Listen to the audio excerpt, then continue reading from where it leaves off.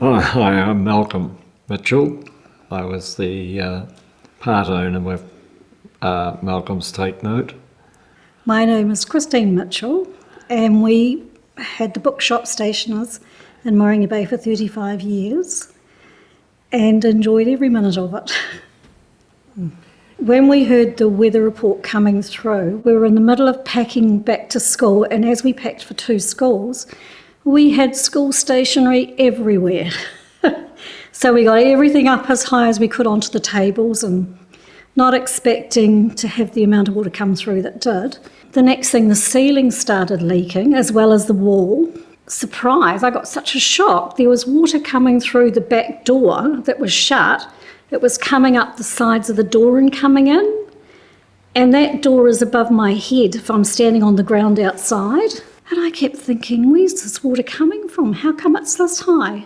It just amazed me how the water came in and sort of curled around into every little room, every place it could go to, it went into. And it settled probably at the most about 1 metre off the floor, I'd say. So I'd been to the supermarket, got the rug doctor and started sucking up the water. And Christine said, why don't you go around and see if you can get another one? One's not going to do this. So I walked around, looked at Woolworths and thought, I'm not going in there, because they were actually carrying an elderly lady out to her car, which was filling up.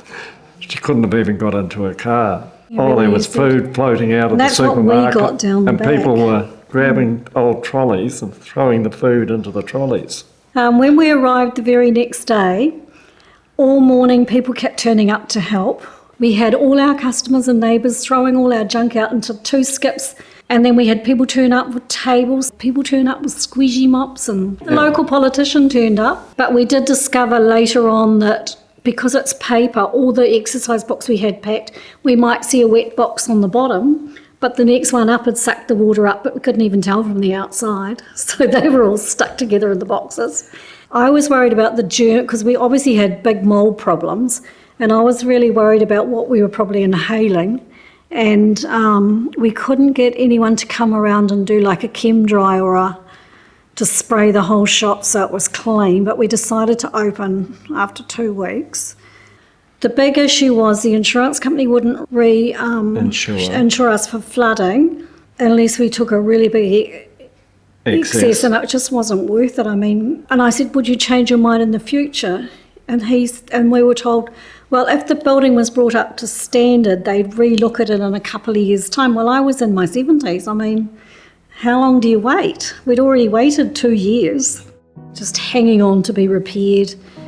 The fact that we'd been through COVID and business had never really picked up to the pre-COVID level.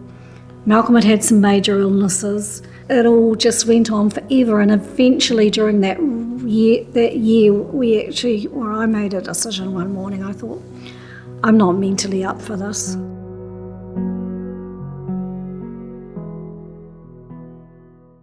I was up at my store in Rothesay Bay, and we started to see the water levels rise even up at Rothesay Bay.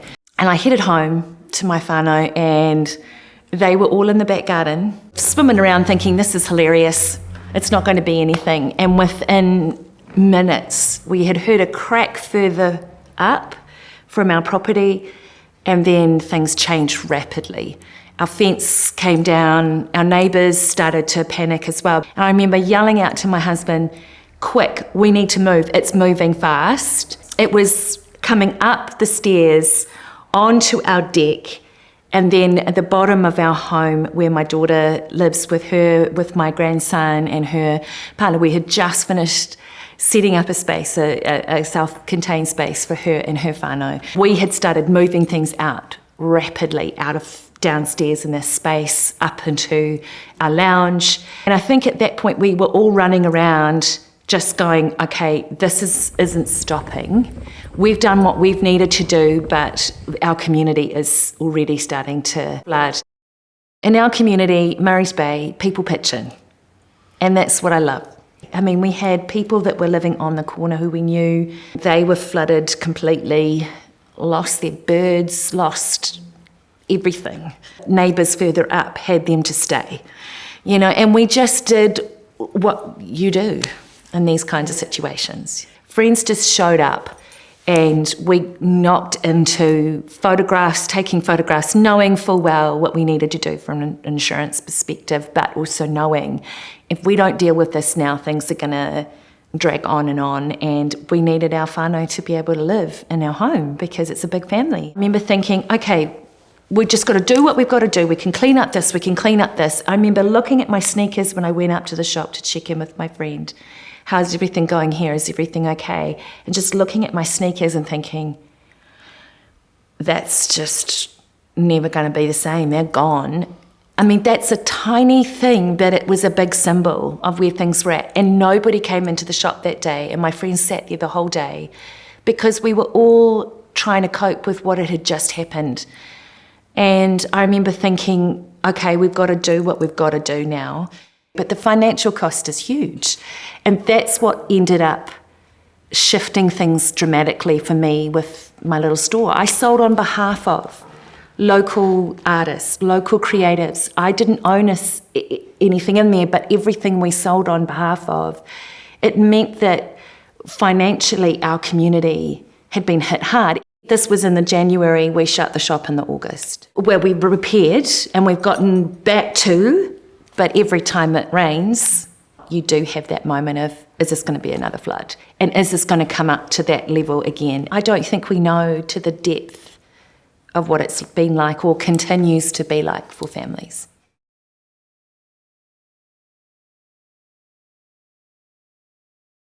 Kia ora, my name's Ben Sheeran, and I'm a long-time resident in Rothesay Bay. Frustratingly, I was out of Tamaki Makaurau. I was actually in Raglan at the time, and was sort of hearing about it in real time, talking to family and friends, and you know, it unfolded. It felt like slow motion, really. So there was some frustration not being at home, and you know, also like wondering, you know, what will we come back to.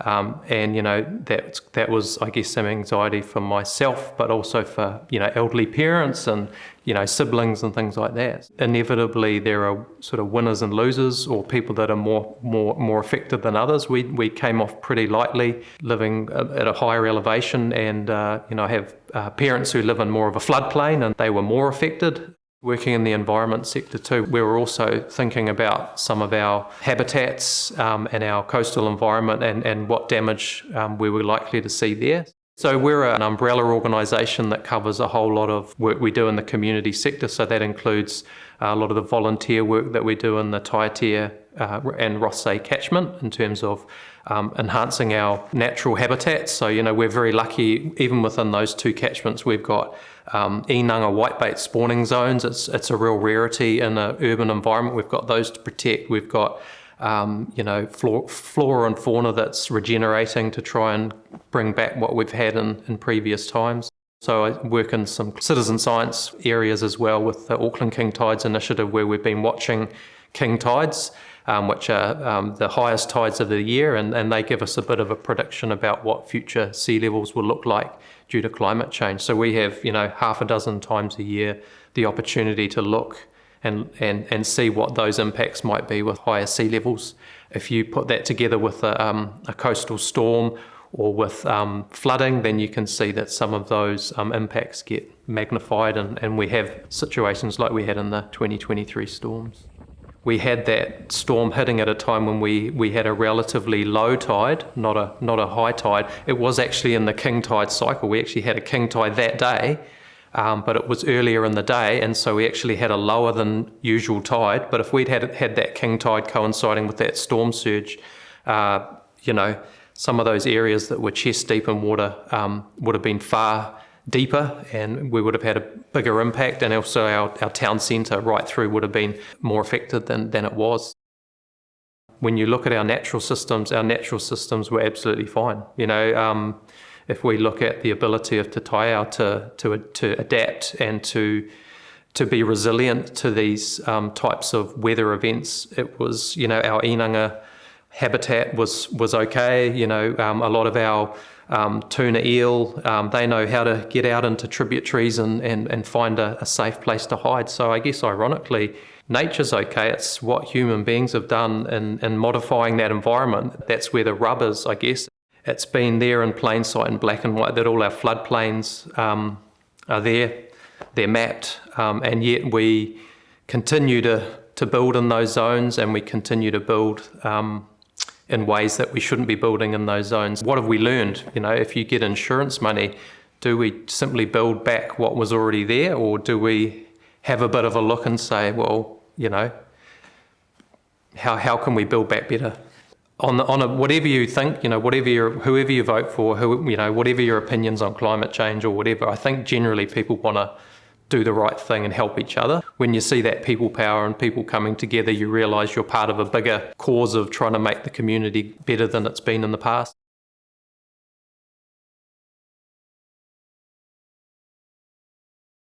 Kia ora koutou, ko Sarah Takuingoa, ke Browns Bay Taiatea Kindergarten Aho I Mahiana, he Tūmoaki Aho. So my name is Sarah Garrett, I'm the head teacher at Browns Bay Taiatea Kindergarten in Browns Bay. I live in Mairangi Bay and have for the last 20 years. Kia ora, ko Gloria Takuingoa. I'm Gloria. I live in Mairangi Bay too and work with Sarah in Taiatea Kindergarten.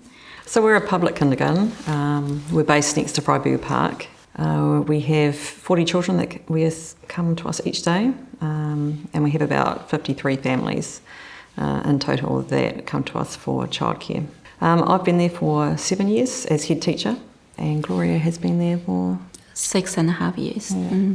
It was a Friday night, and to be fair, it had been raining on and off a bit during the day, and we'd kind of been keeping an eye on it, but we never imagined it was going to do what it did. When we were leaving and on the way home, as I went up Beach Road, that you could see the amount of water that was starting to come down Beach Road and down the hill. So actually we knew the kindergarten was literally in the water. Yeah, because the community Facebook pages just keep popping up the photos they could take. Yeah.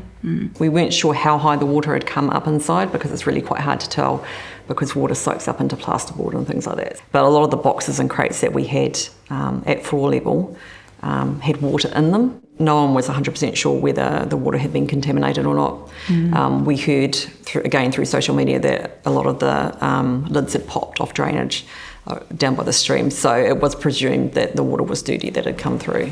All the resources in the building were pretty much thrown out because we've got young children. So all of our shelvings, puzzle shelves, our bookshelves, our anything, tables, chairs, it all got thrown out. So it took 6 months all up. We opened back up again on the 19th of July. We were thinking, we could come back in one term, I come back in, but eventually half year. Some children just said bye to us because they started school. And some of children, they were already settled in the new kindergarten. We thought they probably wouldn't come back with us because they made a friend and the family made connections with the community. But majority of the families, they came back with us. And although it was a terrible thing that happened, I'm forever grateful that they were not there when it happened, that it happened after work hours, because I think the trauma they would have experienced from that would have been horrible.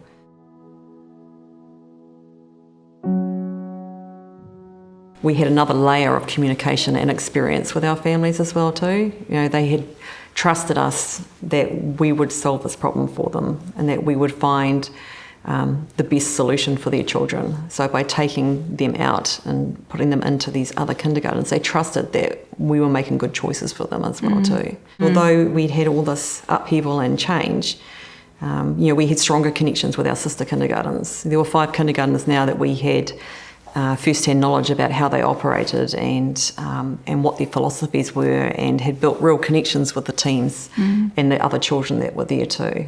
So we wouldn't have had that if we hadn't been flooded. I think our parents were quite surprised when they came in and saw what it now looked like. And we thought a lot about what we wanted to have in there as well too. So we actually have a mixture of older furniture in there as well, some sort of antique type pieces, as well as new stuff as well, because we didn't want it to be this harsh environment. We wanted it to retain some of the qualities of what we had before. When the older sibling came back to kindergarten, because they still have younger siblings at our kindergarten, and I asked her, "Oh, look at kindergarten, do you like it? Is it the same?" And she's kind of, the same, but it's different. So we still want to creating the environment like the home feeling learning environment, make them feel comfortable and happy learning here, but still something exciting. A lot of things are new.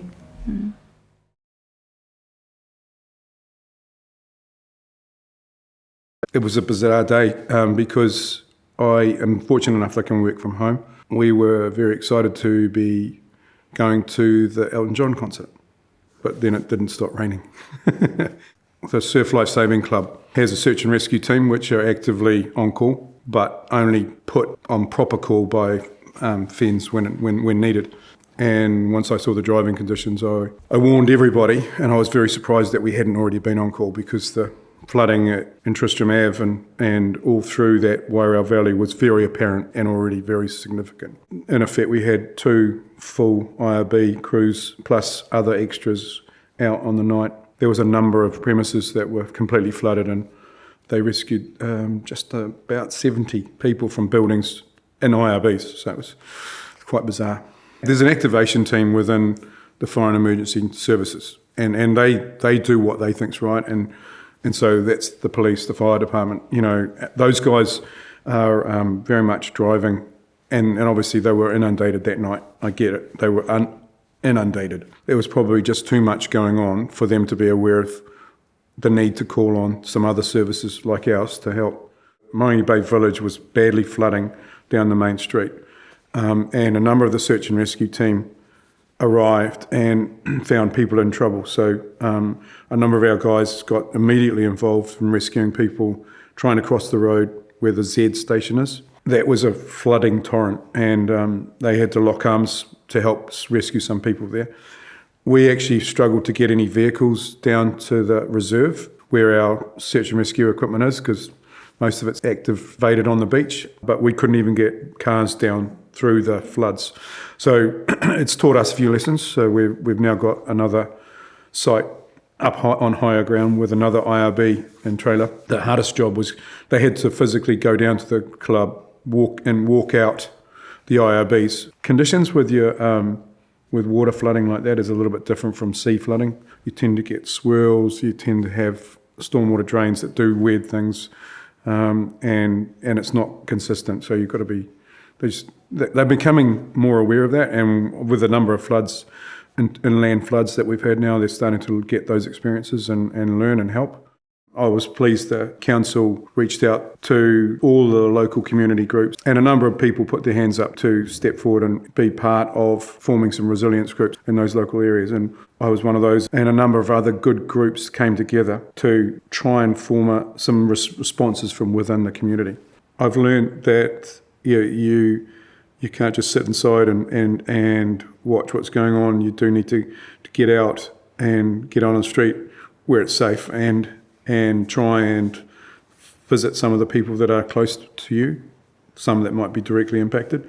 I'd just love to see good community awareness to each other and what can happen in an emergency and how we can help each other, and just for people to understand what to do and where to go within the community about supporting those community hubs that we talked about in the resilience groups. I've been going to Browns Bay Presbyterian Church for about 38 years. I'm an elder there, and currently I am the chairman of the Board of Managers. And our role is to look after the buildings, which is the main church, the hall, and the manse where the minister lives. It was that crazy day and night. I had heard from our session clerk that he felt the church was in trouble. Our church is in Anzac Road, and we went down there and there were cars floating down the road, so we knew that there was a lot of water. I went there about 6 o'clock the following morning when the water had subsided, and walking through the church, you could hear the water under your feet everywhere, so we knew it was bad. We probably had half a metre of water through the church everywhere. Yeah, it was taking all the chairs out, it was ripping up the carpets, ripping up the underlays, stripping the walls. Some of the walls have timber framing behind them, and the timber framing won't dry until you expose it to the air.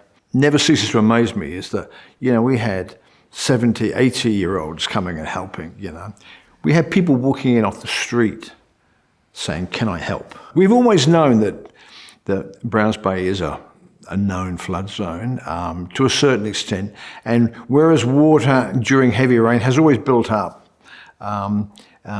it hasn't threatened the buildings. It's flooded some of the car park areas in the past, but this was very different. The construction of our building was built in the 60s, so it's a masonry building, and it has a cavity wall in it.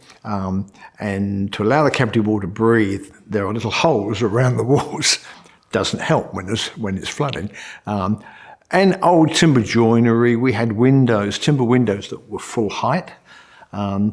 We had aluminium windows that were full height as well. So water gets in at all of those points, all the way around the building. The family centre, we had a timber floor. So the water gets in there, and it's what they call a sprung floor. So it's lifted off the ground. So the water gets underneath it. That water, they call it black water. And it's called black water because it has the potential to have every imaginable, bad thing in it. We thought we could leave a couple of timber shelves out that could dry out. I left them outside to try and dry out. Then about 3 days, there was a red and orange mould growing up them. Yeah, again, as I say, it was traumatic. The flood happened in January 23. We were back in the church for our first service. I think Easter the following year. We have some fantastic people who work so hard, doing painting and some carpentry work. We had one of our guys who was an electrician, did all the electrical works, and that allowed us then to have funds to do other things, and make some changes that perhaps we would never have been able to do. The church took on a very different look, a softer, warmer environment. We have one wooden table that we kept because when the water came in and went up, it stripped the varnish from the bottom of the table. And so when you look at it, you can see this line that goes completely even around the four legs, where it is sort of almost back to the bare wood, where it stripped everything down. And we've cleaned it all up, and it's still in one of our prayer rooms, and it's there as a constant reminder. And that's quite cool.